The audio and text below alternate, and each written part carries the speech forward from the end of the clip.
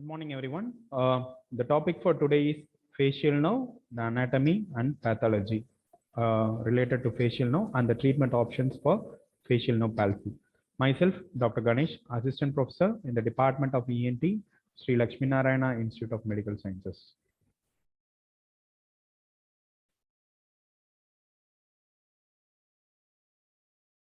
So, in this class, we will be seeing the headings on the following headings.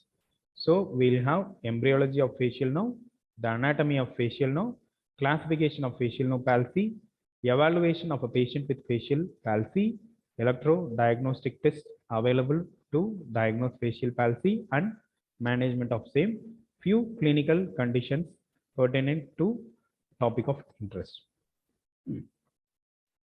Coming to the embryology. By third week of intrauterine life, the facio-acoustic primordium gives rise to 7th and 8th cranial nerves. And by the end of 5th week, the facial and the acoustic portion separates into two distinct nerves. Okay. During the 5th week, the chorda tympani, geniculate ganglion, nervus intermedius, and greater superficial petrosal nerve are visible. Okay. So the second branchial arch, which gives rise to the muscles of facial expression, is visible in the 7th and 8th week of intrauterine life. The facial nerve contains approximately 10,000 fibers. Of the 10,000 fibers, 7,000 fibers are myelinated, which innervate the muscles of facial expression and stapedius muscle, posterior auricular muscles, posterior of digastric and platysma. Rest 3,000 fibers forms the nervus intermedius, which is otherwise also known as nerve of Reisberg, which has sensory supply, and this sensory fibers carry taste sensation from the anterior two-thirds of the tongue, taste fibers from soft palate via palatine and greater petrosal nerve. Parasympathetic secretomotor fibers to parotid, submandibular, sublingual, and lacrimal glands are also from the 3,000 rest of the 3,000 fibers of the 10,000 total fibers of the facial nerve. So, what are the functional components of the facial nerve? The functional components of facial nerve has been highlighted by various colors. The yellow color, which is the branchial motor, which is nothing but your special visceral efferent. Then on the orange, we have general visceral efferent, which is otherwise called as visceral motor. Then the green one is the special visceral efferent. Okay. And the general somatic afferents are coded by the color blue. You can see it in the diagram, the color coding and the four functional components of the facial nerve. So, moving further, we'll see what are the nuclei of the facial nerve. We have four nuclei.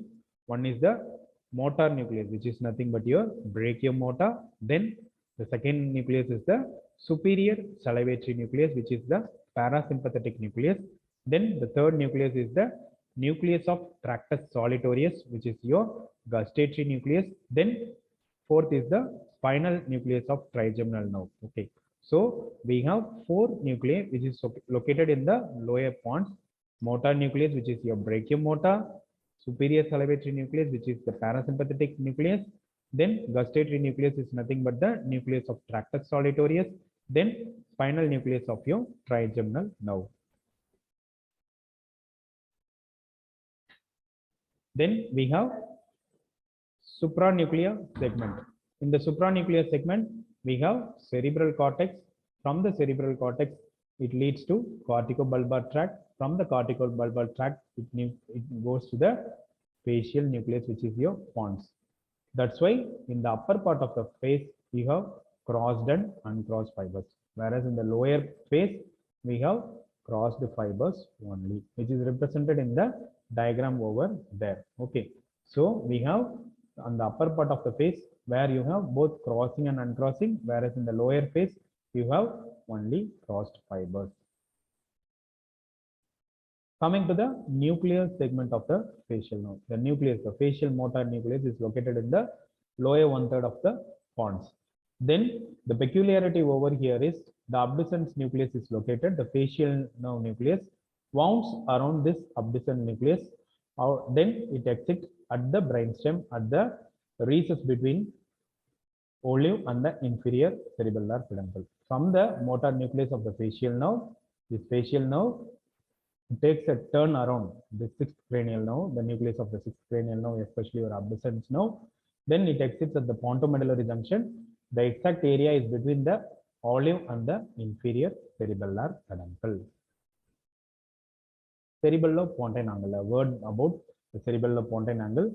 The facial nerve and the nervous intermediates exit the brain at the brainstem at the pontomedullary junction and travel with the eighth cranial nerve to enter the internal acoustic meatus. So this region, it is called as the angle between the cerebellum and the pons. It is called as your cerebellopontine angle. Okay, the nerve fibers are the facial nerve and the eighth cranial nerve. Then they both join together to run into the internal acoustic meatus. Moving further, we have three parts of the facial nerve. One is your intracranial part, which is about 24 millimeter in length. Then we have intratemporal part, which is 28 to 30 millimeters, which has labyrinthine segment, tympanic segment, and mastoid segment. Then we have extracranial part, which is between 15 to 30 millimeters. So three parts are there in the facial nerve: intracranial, intratemporal, and extracranial. Of this, the intratemporal part, which is around 28 to 30 millimeter, it is the longest course of the facial nerve within the three parts, and it is subdivided into three segments, namely your labyrinthine segment, tympanic segment, and mastoid segment. We'll go for one by one. Intracranial part runs from brainstem to the fundus of internal acoustic canal, which is said previously, it is 24 millimeter in length, covered only by a thin layer of pyometer, not covered by the perineurium. The catch over here is the facial nerve in the intracranial part, it is not covered by the perineurium, but only by thin layer of pyometer. More vulnerable to injury during cerebellopontine angle tumor surgery. Okay, so the points with points in favor of intracranial, it is 24 millimeter, covered only by pyometer, more vulnerable to injury during CP angle tumor surgery. Coming to internal acoustic meatus. The facial nerve enters the foramen of internal acoustic meatus in its antero-superior segment, okay, and runs the distance of 5 to 12 millimeter to the fundus. Shares dural investment with nervous intermediates and vestibulocochlear nerve. Along with the nervous intermediates and the vestibulocochlear nerve, it shares the dural investment. So the relationship of the cranial nerves in the internal acoustic meatus has been put forth in the diagram over here. You can see the yellow color ones is the facial nerve, the motor nucleus of the facial nerve, then the eighth cranial nerve and the nervous intermediates.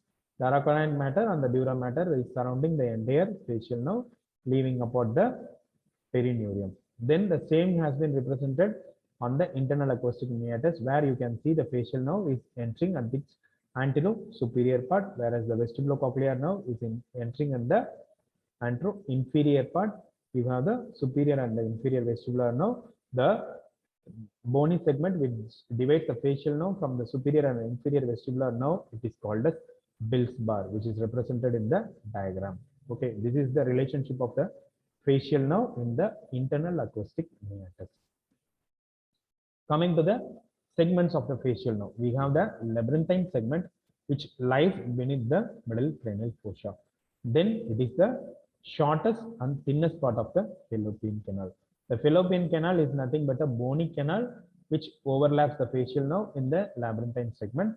So it is named after Gabriel Fallopius, the anatomist who has described the facial canal or the fallopian canal. The average length of the labyrinthine segment is 3 to 5 millimeters. So of the entire segments of the facial nerve, the shortest and the thinnest part is the labyrinthine segment of the facial nerve, and narrowest part at its entrance into the meatal foramen. Where the facial nerve is entering the internal acoustic meatus, it is the narrowest part. The diameter of this narrowest part is 0.68 millimeters. So the take-home messages are the shortest and the thinnest part, it is the labyrinthine segment. The how much short, it is 3 millimeter, and the narrowest part is it is at the entrance near the internal acoustic meatus, which is almost about 0.68 millimeter. Then it lies immediately posterior to the cochlea and anterior to the ampulla of the superior semicircular canal. Once the facial nerve is entering, it is lying immediately posterior to the cochlea and anterior to the ampulla of the semicircular canal. The geniculate ganglion is 75-degree posterior turn at the first genu. The geniculate ganglion, the first genu is located and the geniculate ganglion is 75-degree posterior to it. Then the branches in the labyrinthine segment, the greater superficial petrosal nerve, which supplies the lacrimal gland, the lesser superficial petrosal nerve, which supplies the parotid gland, then external petrosal nerve, which supplies the middle meningeal artery. So we have three branches in the labyrinthine segment of the facial nerve: greater superficial petrosal, which is supplying the lacrimal, lesser superficial petrosal, which is supplying the parotid, and the external petrosal, which supplies the middle meningeal artery. Coming to the second part, which is the tympanic segment of the facial nerve. It extends from the geniculate ganglion to just above the pyramidal eminence. So from the geniculate ganglion, from the first genu till the pyramidal eminence, it is the tympanic segment of the facial nerve. It is on average somewhere around 8 to 11 millimeters. It lies beneath the lateral semicircular canal and above the oval window. Proximal end, it passes above and medial to the cochleoform process and the tensor tympani tendon. The distal portion lies lateral and posterior to the pyramidal eminence, where facial nerve makes the second turn, marking the second genu. Second genu runs infero-lateral to the lateral semicircular canal. Okay. So this is a nutshell about the tympanic segment of the facial nerve. The length of the tympanic segment is somewhere around 8 to 11 millimeters. So this is the brief overview of the facial nerve from the exit in the pontomedullary junction, and it exits over the stylomastoid foramen and its relation in the inner ear and the middle ear.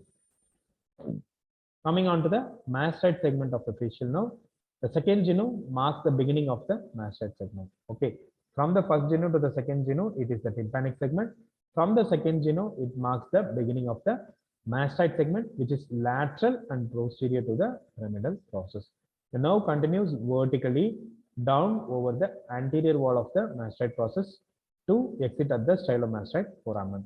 The mastoid segment is the longest part of the intertemporal pores, approximately 10 to 14 millimeters. So the shortest is the labyrinthine segment, the longest is the mastoid segment of the facial nerve, which is around 14 to 14 millimeter on an average.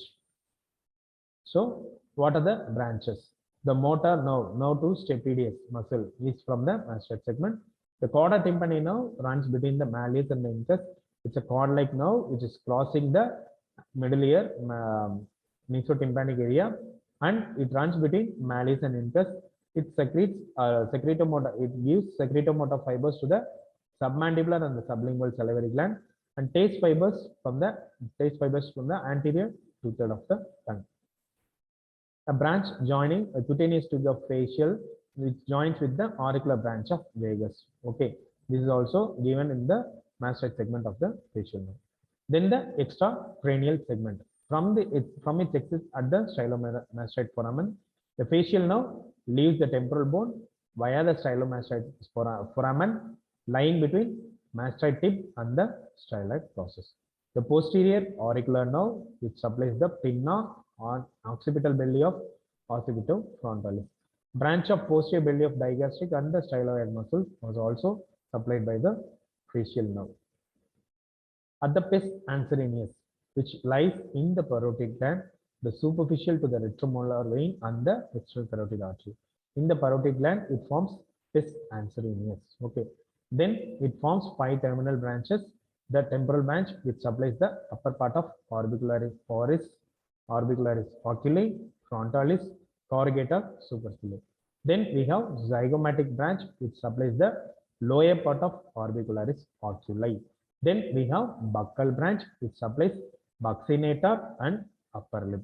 Then we have marginal mandibular which supplies orbicularis oris and the lower lip. The cervical branch supplies the platysma. These are the 5 terminal branches of the facial nerve after its exit at the stylomastoid foramen coming in between the lobes of the parotid forming pes transversus. Then these 5 terminal branches supply the respective muscles. So what are the surgical landmarks one can identify when we are doing middle ear and the mastoid surgery or the parotid surgery? For the middle ear and mastoid surgery, we have processus cochleoformis, which is one landmark. Then we have oval window and the horizontal canal, describing the relationship of the semicircular canals and the facial nerve. Then we have short process of incus, pyramid, and digastric, which is the posterior belly of this digastric muscle and the anterior belly, where it goes and attaches, where it leads to your facial nerve.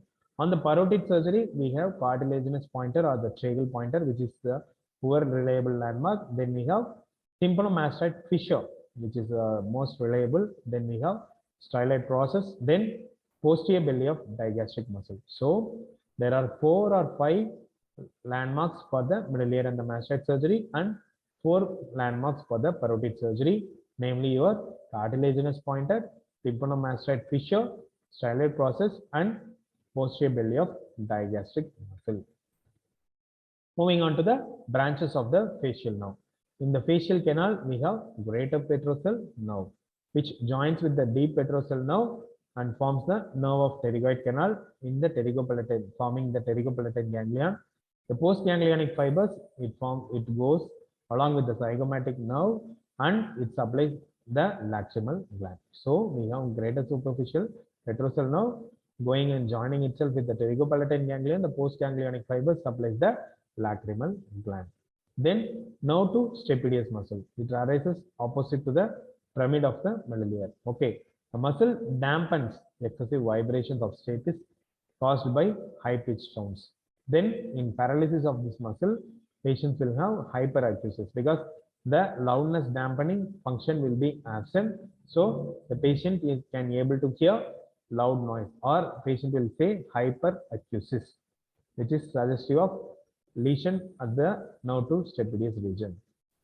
Then we have the third nerve, which is your cauda tympani nerve.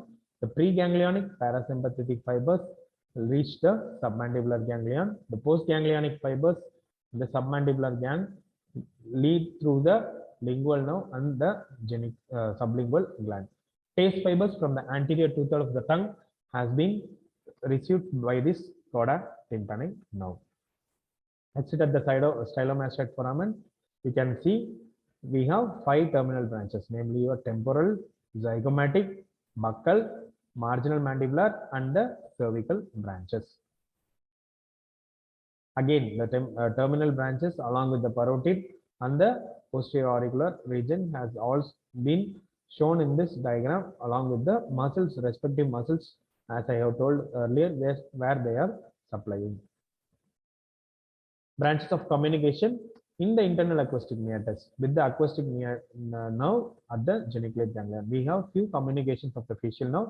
The first and foremost is at the level of the internal acoustic meatus with the acoustic nerve at the geniculate ganglion. Then with the sphenopalatine ganglion by greater superficial petrosal nerve. Then with the optic ganglion by branch which joins the lesser superficial petrosal nerve. In the facial canal, it joins with the auricular branch of vagus nerve and its exit at the stylomastoid foramen with the few fibers from the glossopharyngeal nerve.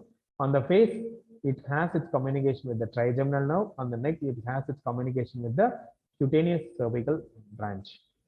This is diagrammatic representation of the previous slide where we are seeing the connections of the facial nerve. Moving on to the blood supply of the facial nerve, it is by the stylomastoid artery, which is a branch of the external carotid artery. Then we have greater petrosal artery, which is a branch of the middle meningeal artery. Then we have anterior inferior cerebellar artery, which is again a branch of ICA. Then this finishes the topic with respect to the anatomy and embryology of the facial nerve is concerned. We have seen about the anatomy, we have seen about the embryology, we have seen about the blood supply of the facial nerve. Moving on to the facial nerve injuries. We have classification of the facial nerve injury. Seddon in the year 1943 has classified facial nerve injury into neuropraxia, axonotemesis, and neurotemesis. Neuropraxia is just there is discontinuity. Axonotemesis means the axon is totally cut. Neurotemesis means the neurons, the entire firing neurons has been cut completely. So we have first degree damage where there is compression only, whereas in second degree damage, interruption of the axoplasm. We have third degree where there is disruption of the myelin sheath. Fourth degree, which is disruption of the perineurium of the myelin and the axon. Fifth degree, transaction, complete transaction of the nerve. This was one more classification which is called as Sunderland classification. It was proposed in the year 1951. So Seddon's classification in 1943, Sunderland classification in 1951. So how to equate both these two? We have neuropraxia, Sunderland grade 1. Then we have axonotemesis, which is Sunderland grade 2 and 3. Neurotemesis, which is Sunderland grade 4 and 5. Okay, of which the only identical or only equivalent thing is neuropraxia, which is otherwise Sunderland's grade 1. Degeneration. Interruption of the continuity of the axon separates the distal axon from its metabolic source, the neuron or the cell body. Wallerian degeneration of this distal axon and myelin sheath begins within 24 hours. The Wallerian degeneration, it is a degeneration which is happening over the nerves away distal to the site of lesion. So Wallerian degeneration of the distal axon and myelin sheath begins within 24 hours after the injury. Macrophages phagocytose degraded myelins of the axons. Whatever was the degraded myelins or the axons, it will be engaged by the macrophages. So degree of nerve injury regeneration has been put forth in this diagram. What are the causes of facial palsy? We have congenital causes, we have infective causes, we have metabolic causes, we have neoplastic, we have toxic, iatrogenic, and idiopathic causes. Coming to congenital causes, the first and foremost thing is the birth trauma. Then we have few inherited congenital anomalies, especially your myotonic dystrophy, then Albert-Schoenberg disease. On the developmental side, we have Mobius syndrome, oculo-auriculovertebral syndrome, then we have Charge syndrome or Charge association. On the infective side, we have otitis externa, otitis media, mastitis, chickenpox. Then reactivation of the latent herpes simplex virus, which is called as your herpes zoster oticus. Okay, especially the virus lies dormant in the geniculate ganglion. That's why it is called as herpes zoster oticus, which is otherwise called as cephalitis, which is otherwise called as Ramsay-Hunt syndrome. Then in cases of encephalitis, poliomyelitis, and mumps, there are many chances of facial paralysis. Then on the viral side, we have infectious mononucleosis, leprosy. Then we have bacterial, especially your tubercular, syphilis, Coxsackie viral disease, malaria, mucormycosis, and Lyme's disease. Neoplastic causes, we have facial nerve tumor, glomus jugulare, meningioma, schwannoma, hemangioma of the tympanum, hydradenoma of external auditory canal, carcinoma, invading and the metastatic carcinoma, then acoustic neuroma. All these things are neurological, neoplastic lesions which may cause facial palsy. Acoustic neuroma is very important. We'll come for it later. On the iatrogenic side, which is induced by the physician or the surgeon, you have parotid surgery, definitely self-explanatory. Then middle ear and mastoid surgery, we have seen the relationship of the facial nerve with the middle ear and the mastoid. So definitely these patients may go for facial nerve palsy. Then inner ear surgeries. Okay, inner ear is in close relationship with the facial nerve. So inner ear surgery, cerebellopontine angle tumor, because at its exit at the CP angle region. Then rabies vaccine by antibody production. Then iontoporosis, again same principle. Then post immunization and anti-tetanus serum. All these things are has been put forth as a postulate for facial nerve palsy. Coming to the idiopathic side, we have Bell's palsy, then Melkersson-Roenthal syndrome, hereditary hypertrophic neuropathy, autoimmune syndrome, temporal arteritis, thrombotic thrombocytopenic purpura. Then we have polyarteritis nodosa, Landi-Guillain-Barré syndrome, multiple sclerosis, myasthenia gravis, sarcoidosis, and osteopetrosis. All these things are idiopathic causes for facial palsy.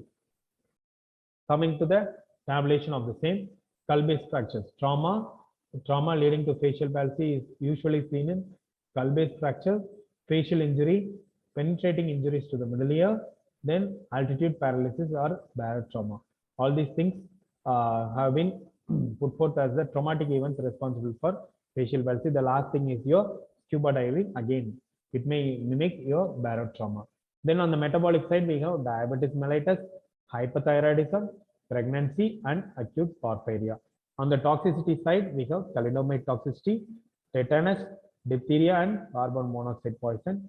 On the neurological side, we have Milliet-Gubler syndrome, which is responsible for facial palsy.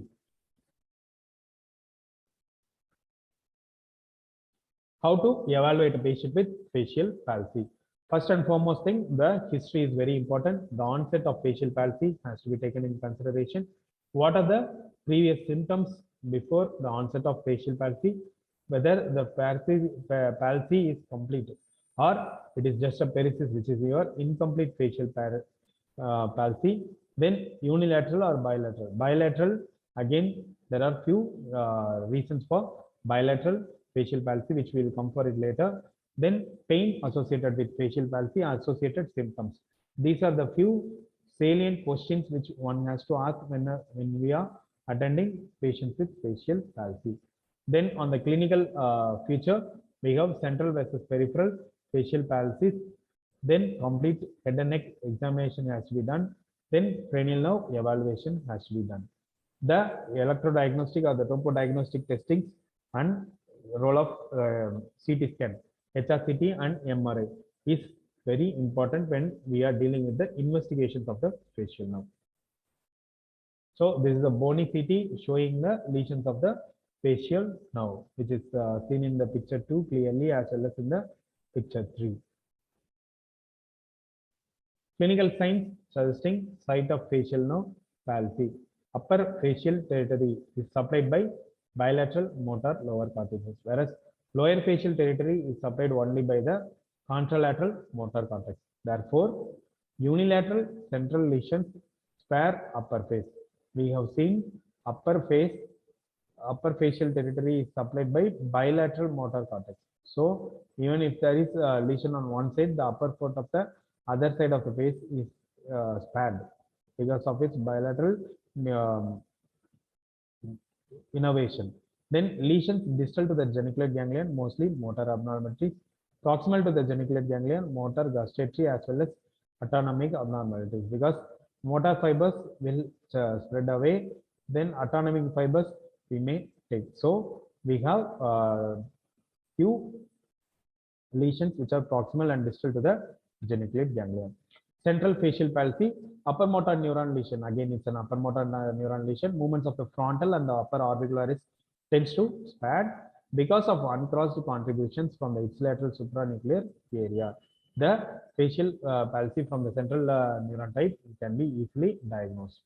Peripheral paralysis, lower motor neuron lesion. Peripheral paralysis, as the name indicates, it's a lower motor neuron lesion. At risk, less prominent wrinkles on the forehead of the affected side, eyebrows drop, flattened nasolabial fold, and corner of the mouth is turned down. Unable to wrinkle the forehead, raise the eyebrow, wrinkle nasolabial fold, pursue lips, show teeth, completely close the eye. So these are the difficulties one can face when he or she has facial nerve palsy, which is diagrammatically represented over here. Then we have a staging system which was described by House Brackman in the year 1983. We have almost 6 to 7 stages, where stage 1 or the grade 1, it is normal. In grade 2, we have mild dysfunction, which is barely noticeable. In stage 3, we have moderate dysfunction, where there is obvious difference. In stage 4 or the grade 4, we have moderately severe dysfunction. In grade 5, we have severe dysfunction of the facial nerve. And in grade 6, we have complete paralysis. There is no movement, loss of tone, no synkinesis, contracture, or spasm. Motor examination of the facial nerve. Moving to the motor examination, we can ask the patient to closely tight their eyes, smile, make a smile, pursue the lips, and wrinkle the forehead. These are the functional ways by which you can assess the motor examination or the motor component of the facial nerve. Topographic diagnosis, we have topo diagnostic tests to determine the anatomical level of a peripheral lesion. So we can test lacrimation, which tests your geniculate ganglion, because we have seen the fibers from before entering the geniculate ganglion, the greater petrosal nerve goes and supplies the lacrimal gland. So lacrimation can, if lacrimation is intact, we say geniculate ganglion up to the geniculate ganglion, it is normal. Then we have stapedial reflex. So nerve to stapedius is from the till the level of the skin genu. So motor nerve of the stapedius can be tested. On the taste fibers, chorda tympani gives the taste. So you can check the taste and say whether the lesion is proximal to it or distal to it. Okay. So how to go for it? To check the lacrimation, we have Schwimmer's test, where the geniculate ganglion and the petrosal nerve function are tested. Schwimmer's test is positive when affected side shows less than half the amount of the lacrimation seen on the normal side. Sum of the length of the wet filter paper of both the eyes should be 25 millimeter. So we have Schwimmer's test is positive when the affected side shows less than half of the amount of lacrimation. Moving on to the stapedial reflex. We know the stapedius muscle, which is supplied by nerve to stapedius. What is the function of this stapedius muscle? A loud tone is presented on either side of the ipsilateral or the contralateral ear. It evokes the reflex movement of the stapedius muscle. Changes the tension on the tympanic membrane, which must be intact for a valid test. So when there is tension in the tympanic membrane or change in tension of the tympanic membrane, resulting in change in the impedance of the auricular chain. Okay, this can be recorded. If the intact stapedial reflex, complete recovery can be expected to begin with 6 weeks. Absence of stapedial reflex during the first 2 weeks is common in Bell's palsy. Whereas when we say Bell's palsy, the stapedial reflex is usually absent for the initial 2 weeks. Taste fibers, the electrogustometry, we can say check the taste sensation from the chorda tympani, which is extremely subjective. Papillae generally disappear within 10 days post-injury. The middle 1/3 of the tongue is most indicative because anterior 1/3 may receive a bilateral input. The solution of salt, sugar, citrate, quinine, or electrical stimulation can be done to test the taste sensation. Compare the amount of current required for each response on each side of the tongue. Normally, the difference should be less than 5 microampere. Whereas when the chorda tympani has been violated or when the chorda tympani has been out, there will be no response even at 300 microamperes. So normally, when we are testing the difference, the threshold differing by more than 1 is more than 25 is abnormal. So how much is the difference which is normal is less than 5 microampere. So what it compares the amount of current required for each response on each side of the tongue. So on the right side of the tongue, on the left side of the tongue. So you put sugar solution on the tip and check what is the response. If it is less than 5 microampere on the left side, then the function of the taste chorda tympani is normal.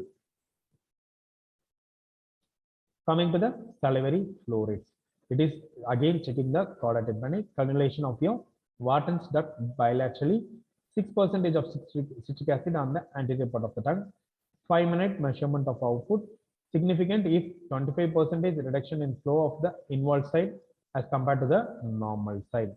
Okay, so salivary flow rate has been tested by this method. So you cannulate your Wharton's duct. Electrodiagnostic testing, we have minimum nerve excitability test, NET, then maximum stimulation test, which is MST, then electroneuronography, ENOG, then electromyography, which is your EMG. We have NET, which is your nerve excitability test, maximum stimulation test, which is your MST, then electroneuronography and electromyography. So this slide describes the indications for various electrodiagnostic testing, especially your nerve excitability test. If the indication is complete paralysis for less than 3 weeks duration. The minimal stimulation test as well as electroneuronography is same, whereas electromyography is done if there is acute paralysis of less than 1 week duration or chronic paralysis more than 3 week duration with 2 weeks in treatment. Coming to Bell's palsy, a word about Bell's palsy.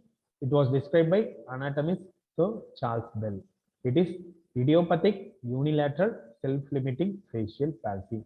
You have, which is your lower motor type of facial palsy, which is otherwise called as infranuclear or lower motor neuron type.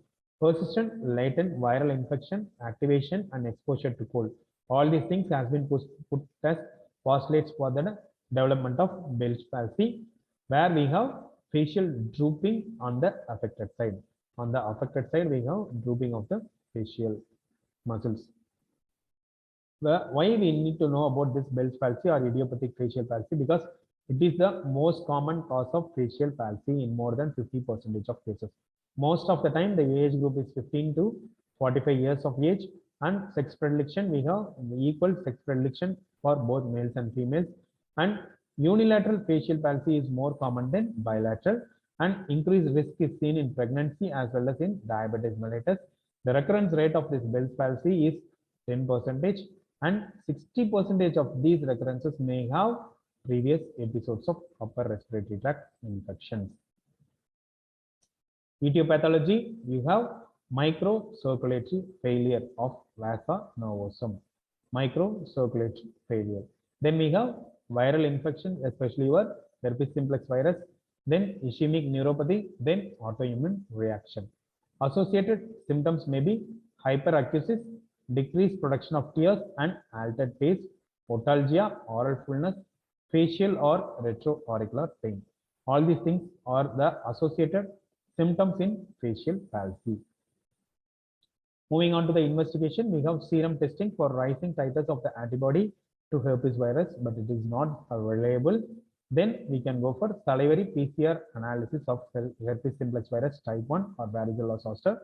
We have topo diagnostic testing and electroneuronography, which may give useful in prognostic information but remain as research tools. MRI, which shows enhancement of the facial nerve in the fallopian canal, which is typical. Diagnosis, the diagnosis of facial palsy is usually by method of exclusion. The criteria: paralysis or paresis of all muscle groups of facial nerve on one side of the face, which is sudden in onset, absence of signs of CNS disease, and absence of signs of ear or cerebellopontine angle disease. All these things has been put forth as criteria for diagnosis of Bell's palsy. So how will you manage the patient of Bell's palsy? First and foremost thing, you have to give eye care. So you have to go for proper eye padding at the night, because they may go for exposure keratitis. Then we can also give Lubrex eye drops to make sure that lubrication over the eyes are normal. Then we can go for oral steroid prednisolone in a dose of 1 milligram per kilogram per day for a period of 10 to 14 days. Then we can slowly taper the steroid. Antivirals, because herpes simplex has been postulated, so we can go for acyclovir or val-acyclovir in a dosage of 200 to 400 milligrams per day, 5 times a day for a period of 10 days. Then local superficial heat therapy, that is your hot pack or infrared rays, can be given for a duration of 15 minutes per day per session. Then other facial physiotherapies you can do, surgery to relieve the pressure on the facial nerve. These are the management options available for Bell's palsy. Alternative causes of acute facial palsy. Apart from Bell's palsy, atypical signs and symptoms which suggest etiology other than Bell's palsy requires imaging. So, if you suspect something other than Bell's palsy, definitely imaging modality is required. The clinical history is crucial in distinguishing the etiologies. Choice of imaging techniques depends on clinical suspicion. Choice of clinical imaging depends on the suspicion. Then a word about fractures of the temporal bone, which also leads to facial palsy. We have longitudinal fractures, transverse fracture, and mixed fracture. Signs: bleeding from the external canal, hemotympanum, conductive loss if there is a longitudinal fracture. Then sensorineural hearing loss if there is a transverse fracture. CSF photoria, facial nerve involvement, 20% in longitudinal fractures, whereas 50% in transverse fracture. That's why we are dealing the fractures of the temporal bone in the facial nerve topic. So longitudinal fracture will have 20% involvement with conductive hearing loss, whereas transverse fracture will have more than 50% involvement of the facial palsy with sensorineural hearing loss. Longitudinal, but the longitudinal fractures are quite common, which is around 70 to 90%, whereas transverse fracture is 10 to 20%. The site of injury usually temporal, parietal area, whereas in occipital area and frontal area is affected in case of transverse fracture. Origin of the fracture site, it is the temporal squama, whereas it is foramen magnum in case of transverse fracture. Facial palsy, it is 20 to 25%. Delayed or transient facial palsy will be seen, whereas in case of transverse fracture, it is 50% and it is immediate and permanent. Site of lesion, tympanic segment of the facial nerve as well as the perigeniculate ganglion, whereas in transverse fracture it is the labyrinthine segment of the facial nerve which is involved. So CSF photoria is very common in the transverse fracture, which is absent in case of longitudinal fracture. So transverse fracture, labyrinthine segment is involved. Labyrinthine segment, as we all know, it is the shorter segment, and more than 50% of the facial nerve lesion is secondary to transverse fracture, and the facial palsy is immediate, and the line is between the jugular foramen and the labyrinthine canal.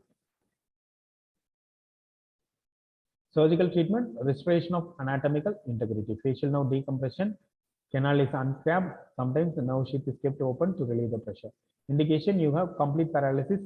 Electronysternography shows less than 10% in 2 weeks. Complication, we have dural tears, conductive or sensorineural hearing loss, vestibular function loss, persistent CSF leak, meningitis, injury to the ICA or its branches. These are the complications when facial nerve decompression has been attempted.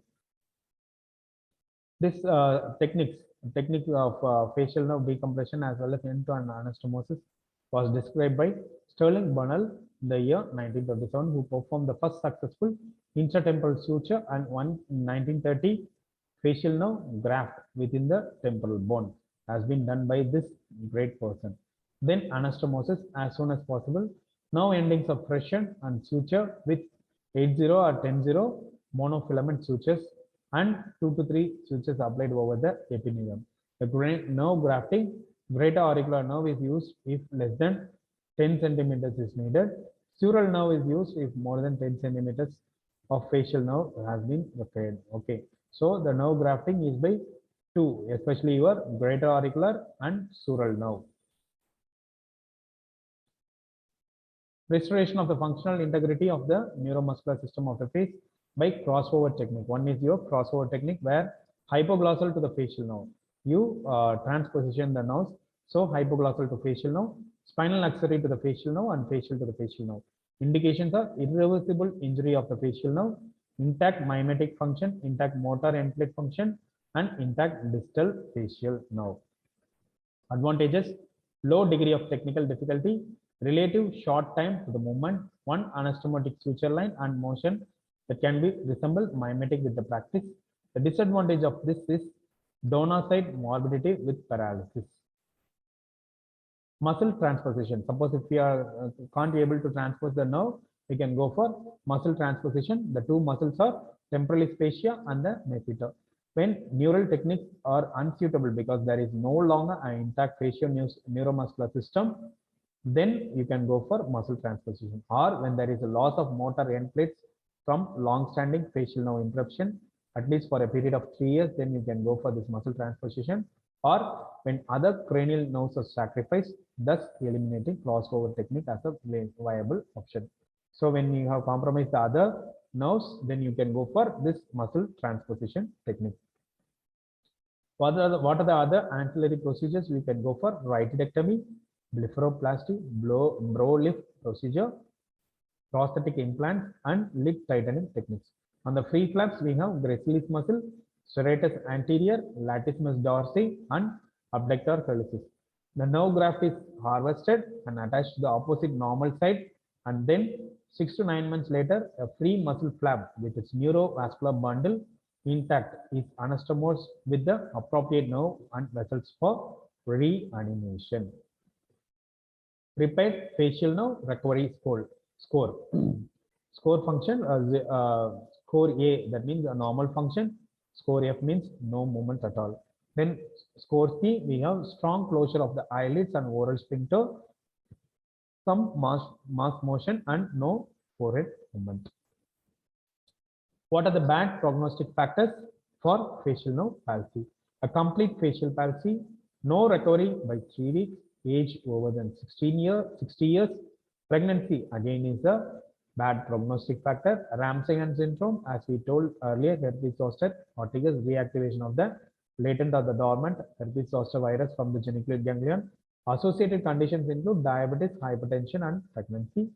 Severe degeneration of the facial nerve shown by electrophysiological testing. What are the causes of bilateral facial palsy? We have Guillain-Barré syndrome, sarcoidosis, skull fracture, Lyme's disease, motor neuron, Parkinsonism, and Mobius syndrome. A word about Ramsay-Hunt syndrome caused by reactivation of varicella zoster virus, herpes virus type 3. Facial palsy plus hearing loss with vertigo is the clinical feature of this herpes zoster oticus. 2/3 of the patients have a rash around the ear. Other cranial nerves, particularly trigeminal nerve, are often involved. Worse prognosis than Bell's palsy. The important cause of facial palsy in children is the Ramsay-Hunt syndrome. The pathology is neural injury due to edema at the point between the meatal foramen and the geniculate fossa in the labyrinthine segment. Okay, so the virus lies dormant in the geniculate ganglion, and this edema between the meatal foramen and the geniculate ganglion in the labyrinthine segment leads to reactivation of this virus. A word about Lyme's disease. Lyme's disease is nothing but Lyme's borreliosis. Endemic areas are northeast of USA, Central Europe, Scandinavia, and Canada. Consider in children with atypical facial palsy. Imaging small white matter lesions similar to multiple sclerosis, enhancement of facial and other cranial nerves. Bilateral facial palsy is seen in 25% of patients with Lyme disease. Important to make diagnosis early because it is curable early with antibiotics. Since it is an atypical microbial infection, proper antibiotics can cure the disease completely.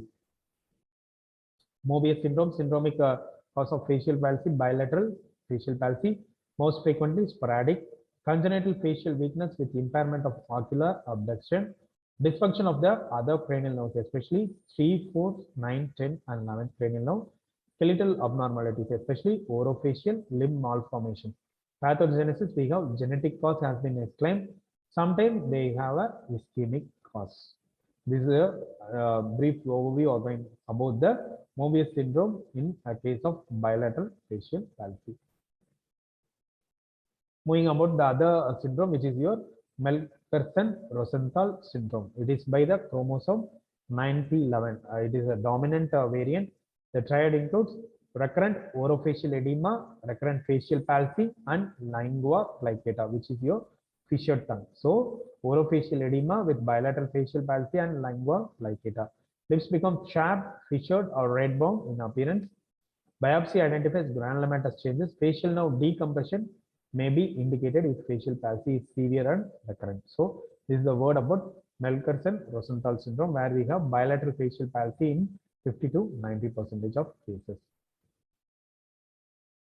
Complications of this facial palsy: due to facial nerve palsy, we have drooling of saliva, exposure keratitis, incomplete recovery of the facial nerve, then psychological disturbance to the patient. Due to abnormal regeneration of the nerve, we have tics and spasms. Abnormal reanimation or regeneration of facial nerve will lead to tics and spasm. Synkinesis. Synkinesis is nothing but mass movement. When you try to move the anatomical area, the entire area is moving upon. This is your synkinesis or mass movement.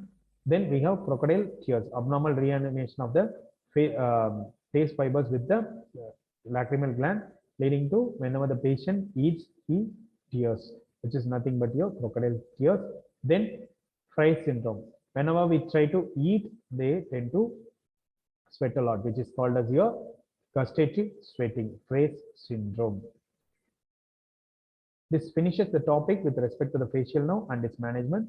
Hope you have a clear idea and picture. Thank you for patient listening. Thank you.